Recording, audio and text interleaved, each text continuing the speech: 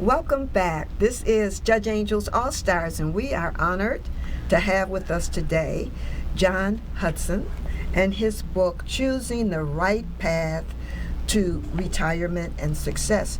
John, before we took a break, you were talking about how it's important to look at one's financial state and perhaps plan on scaling back. What are some of the things a person could do to scale back their financial obligations? Well, I think to do that in a way that you're comfortable with, you've got to be able to look at what you're willing to give up, because it's usually about that. It's about giving something up. So if you aren't able to sustain the lifestyle that you have, you've got to look at what the sustainability is. How much, in terms of a budget, to make sure that you have a weekly, a monthly, an annual budget that you can live within, and then take that information to look at the sustainability. So if you're retiring at 63, the average age for a man is 78. So you've got a number of years there that you have to sustain whatever lifestyle that it is that you've chosen over a period of time. So you've got to look at your any investments that you have, work with your broker if you have one, to really plan out how much on a monthly, annual basis it's going to take to sustain the lifestyle that you have. And one of the things I can share is that, because I'm there, is I'm looking at, the days of going to a dealership, buying a brand new car. Exactly. Over. Yep. Now it's like, do you have any cars that are 3 years old? Really, it makes a big difference. It does. You might have that same car you want, but it's an older model. Do you really need all that space in your home, 8,000 square feet? Or could you get along with 3,000 square feet? That's the exact thing that I'm talking about. And a lot of my friends have gotten single-story homes with this downsizing. And how often do you go out to eat? Living in Vegas, it's got to be 5 times a week minimum. That's right. No, those are all, you're exactly right. Those are the types of things that people really need to consider, and not just consider, but to be planful about. Implement. Exactly, because if you don't, then there's a little exercise, and I'll talk about it quickly, but when you're contemplating scaling back and you look at what you have now, there's a term called your self-image. That's who you are.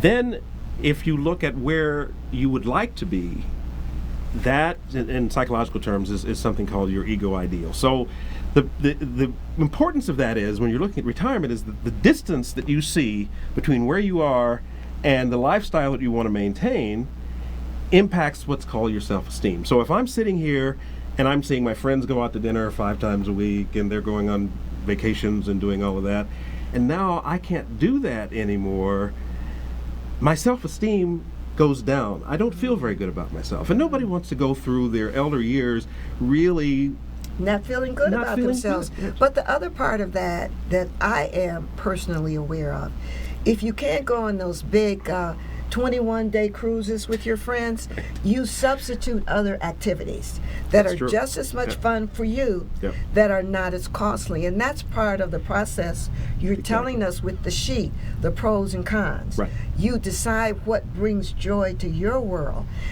Maybe all of a sudden you become a bowling pro. I don't know. Dancing. But different things, dancing. Yes.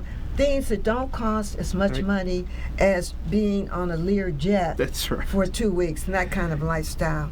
Now, what about, you talked about the psychological aspects of it and the self-image. That was really important. Who are some of the people we may have heard of, or some of the examples of people that have been quite successful in making that transition? Well, let me talk about that in a couple of ways. The one thing's, when I wrote the book, it was aimed at 2 audiences. It was aimed at corporate America, which was losing all of this talent in these baby boomers that were moving out. And when that happens, there's a severe brain drain, they call it, because you're losing knowledge, and it really will affect the ability of this country to be as productive as it normally has. So what a number of companies have done is that they have tried to hold on to these people longer. So there are a number of examples of what people have done, what companies have done there to try and hold on. Telecommuting, working as mentors with younger people in the organization for a while. Even one company in Florida had a situation where with people, it was a retail company, and they allowed people in the winter months in the northern parts of the state to come to Florida, older people who grew up up there, Nice. to Well thought out. exactly, and then they would go back in the other part of the year. People who have contemplated retirement and have done well, I will use myself, and not that I've done that well, but I'm happy. And that's really the criteria. That's right. That's really the measurement. Exactly. If you wake up and you feel happy every day, which you should because you did wake up, but in addition to that, Biggie, you also feel like it's very, very special. Right. Somebody told me a saying yesterday. They said, there's certain kind of people that adjust very well, and they're the people who realize they make their life, and then they live in it. So I'm like, yes. Absolutely. You know, it's nobody's fault if you're not feeling your top game every day.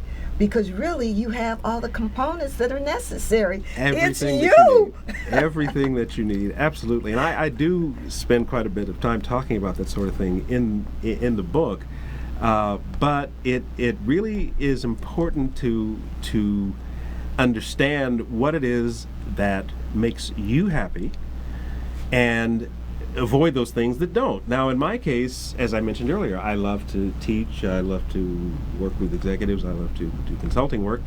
And so I basically started my own organization, which allows me the flexibility to sort of work when I want to work. My company is called Millennium Management Solutions. I do executive consulting, I do some teaching, but I do it on my own terms. That's the main thing that one needs to consider is, what is it that turns you on? What is it that makes you happy? And then work out ways as you move toward retirement to facilitate that, so that you can spend more time. Because it's in that example that I use, you don't want to spend a lot of time, and Las Vegas is a real example of this. We have a large retirement community. A lot of people retire here because they like to gamble. And they come here and they don't handle that well, and so 2 or 3 years into their retirement, they have nothing. And by nothing, he means they have gambled. And the reason you see those fabulous casinos on the Strip is because people have gambled. And you know the result of that encounter. Exactly. So, yeah. So you come here, you have a lot of money, and you think, oh, I know people that said, I can spend $200 a day gambling. At $200, I'm quitting. But there's something about that activity that you think if you could just go a few more times, pull that slot machine, you're going to make it all back. Absolutely. Well, and guess people what? who get caught up in that, Yeah. as I mentioned, the average age today, people are retiring at around 63 for the most part in this country today. And the average age lifespan is 78 for men and 83 for women.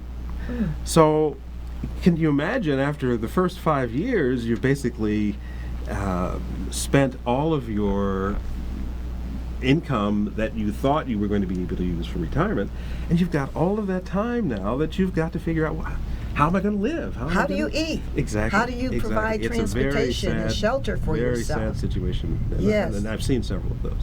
Well, it's very interesting because you brought up some good points. One, it says, if you do what you love, you'll never work again. Exactly. And I love that phrase. That's a great phrase. You know, just, Yeah. and I tell myself, you're not always the most attractive, you're not always the fastest, you're not necessarily the smartest, but guess what?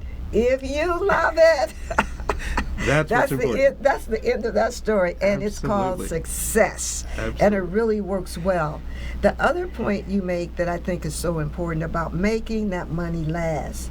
If a person has an annuity or a 401 or some kind of savings program put aside, how and when do they get into taking bits of it? Because now they say if you're 60, that's like the old Yeah, 40. Yeah. You know? Yeah. And that's so true. I met a lady, 80 years old, selling real estate. Fabulous. 3-inch heels, hair done all down her back and shoulders, right. little tiny waist, and had a walk on her like, I'm like, is she Mae West reincarnated? Beautiful, beautiful. So it's all different now. It is, and it's very individual. That's a very important point. And so there's no formula because it's so individual. But it's important to go through the process of either doing the piece of paper that I talked about, or there are other pro and exercises in the cons. book that people can look at.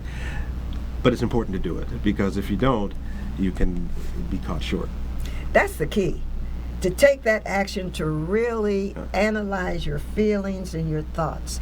And you mentioned earlier about making a budget. Right. That's difficult It for is. many people. It is. It is. And I think sometimes people are forced into making that budget when all of a sudden, what do they say? The month is too long for the money. That's right. Yes, It's you, like- you start budgeting when it's actually too late. Oh, my You're- gosh. You've gotten to a point where now it's budgeting by necessity. You're trying to stretch money in a way that you could have done a much better job at if you had done it in a more planful approach. Well, John Hudson, will you please come back, Absolutely. talk about other leadership strategies we can try? And I'm encouraging everyone to get your book, Choosing the Right Path. I know I've had the opportunity to go through it, and it's very helpful. I am actually going to make a budget. But it's good. It's painful, folks. I mean, I'm not going to kid you, but it gives you that vital feedback. It So really it's does. wonderful. The book is available on Amazon.com, so people can get it there, or www.booksurge.com. So Surge? Booksurge, SURGE. Okay, real good. We'll put that on our blog. Thank you so much, John Hudson. My pleasure. Thank you for having me. Oh, we're so honored. Thank you for coming. See you next time. All We'll be right. back, right? I will indeed. Okay, Thanks. good. Okay. Thank you.